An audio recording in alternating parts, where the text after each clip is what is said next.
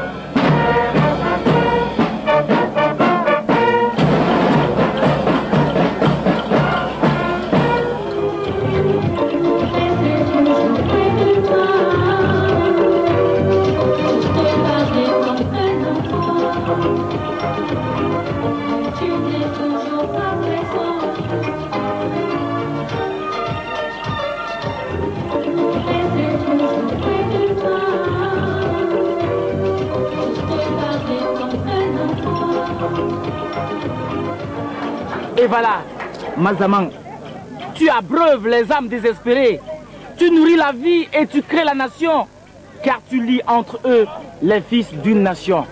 Et voilà, oui, et voilà, cette épreuve de force, cette épreuve d'endurance dans laquelle jaillit un peuple prodigieux, tu es à l'image d'un homme, d'un apôtre, un apôtre inlassable qui, pendant 3 décennies, dans un sursaut nationaliste, a réhabilité coutumes et traditions et forgé la gloire et le bonheur des peuples.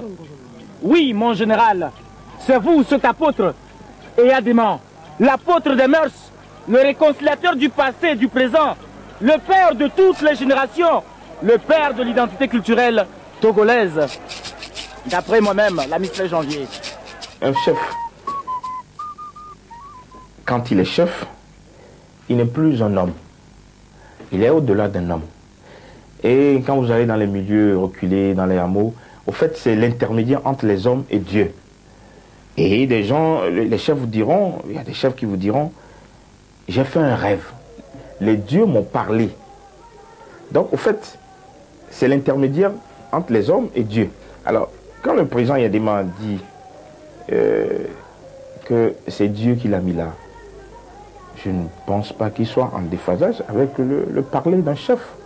Il se considère comme le père de la nation, que la légitimité lui revient et que, au fond, parce que c'est lui qui a bâti cette nation qui n'existait pas, eh bien, il va la diriger jusqu'à son terme, c'est-à-dire, en définitive, soit jusqu'à sa mort, soit jusqu'au moment où il dira qu'il ne veut plus de ce pouvoir. Donc, c'est une conception de la légitimité qui est très différente de celle que charrie le discours sur la démocratie. Mais en même temps, comme c'est père de la nation, et tout le monde le reconnaît, il connaît tout le monde au Togo.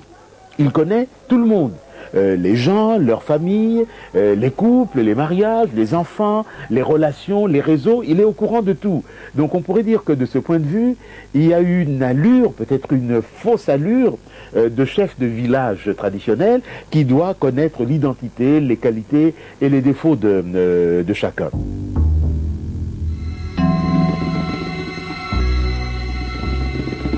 Ce qui va encore renforcer la mythologie du chef et tétaniser pour longtemps ses adversaires est l'incroyable série d'accidents et d'attentats auxquels le général va échapper.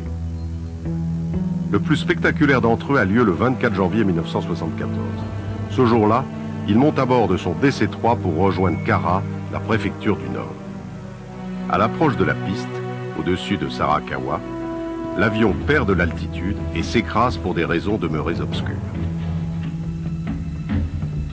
À 15h35, se profila à l'horizon le DC-3 présidentiel. L'avion prit alors un long virage qui devait finir, hélas, dans un bruit fracassant. Le chauffeur du président ne trouva que des cadavres et des blessés. n'ayant pas vu le chef de l'État, crut qu'il avait péri sous les décombres. Il nous arrêta à mi-chemin et nous dit en levant les bras vers le ciel: le patron est mort. Et nous avons repris notre course désespérée jusqu'à l'épave où nous devons découvrir l'horreur de la catastrophe. Les uns étaient déchiquetés, les autres blessés, d'autres encore déliraient avant de rendre l'âme. Le cœur serré, les yeux en larmes, nous fouillons désespérément dans l'amas de ferraille. Où est-il? Où pouvait-il être? Mais le président était introuvable. Quand soudain, il apparut parmi nous avec ses habits déchirés et tout couverts de sang. Pourquoi pleurez-vous? Nous demanda-t-il. Mon général, faut-il vous amener à l'hôpital? Non, répondit-il. Je vais à Pia et non à l'hôpital. Un moment s'écoula. Puis, il vint au balcon de sa maison et d'une voix rassurante me dit: Améi, va, retourne sur les lieux pour t'occuper des autres. Les jours suivants, vêtu d'une longue tunique blanche, le président redescend à Lomé par la route. Tout au long du parcours, foule et militants du RPT, le parti unique, accourent pour s'approcher de celui qu'ils considèrent comme un revenant. Le 2 février, il prononce un très long discours dans lequel il dénonce un complot de l'étranger et en profite pour nationaliser la production des phosphates. Parmi d'autres péripéties, mitraillages, tirs de bazooka ou balles tirées à bout portant, l'épisode de Sarakawa occupe une place centrale dans l'imagerie officielle qui s'installe. Sur le champ de bataille, quand on va à la recherche de l'ennemi, tout un bataillon, il y a les éclaireurs de pointe qui sont sacrifiés à la mort. Moi, je suis éclaireur pour le Togo, je suis prêt à mourir pour le Togo.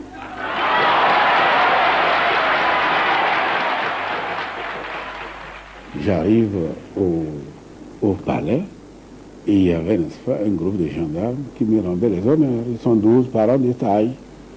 Le dernier, n'est-ce pas, était plus petit que les autres, parce que dans l'armée, les grands devant, les petits derrière. Dans le civil, à l'école, les petits devant, les grands derrière. Donc, j'arrive, il était en position de présenter armes avec ses idées machiavéliques et je les ai passées en revue. Lorsque j'ai pivoté le pied gauche sur le pied droit sur le pied gauche pour partir, à quoi mettre en position de présenter armes, il avait 4 cartouches dans le magasin de son arme et une logée dans le canon. Et il a baissé, dès que je l'ai tourné le dos, donc c'est le dernier, il a baissé l'arme, il a tiré. La balle a déchiré, j'avais ce carnet là, cette position, la balle a déchiré, est rentrée par là sans broyer le bras, et est rentrée par-ci avant d'arracher le bloc-notes. J'étais à 5 mètres devant moi avant de détruire un mur en béton. Regardez, ce que vous voyez, c'est mon sang.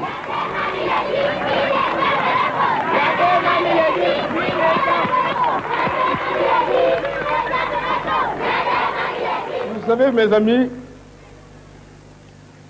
quand vous êtes en brousse, comme chasseur, il ne faut jamais tenter de tirer sur un buffle si vous n'êtes pas sûr de l'abattre sur place. Si j'étais mort, il aurait gagné. Je ne suis pas mort, c'est moi qui ai gagné.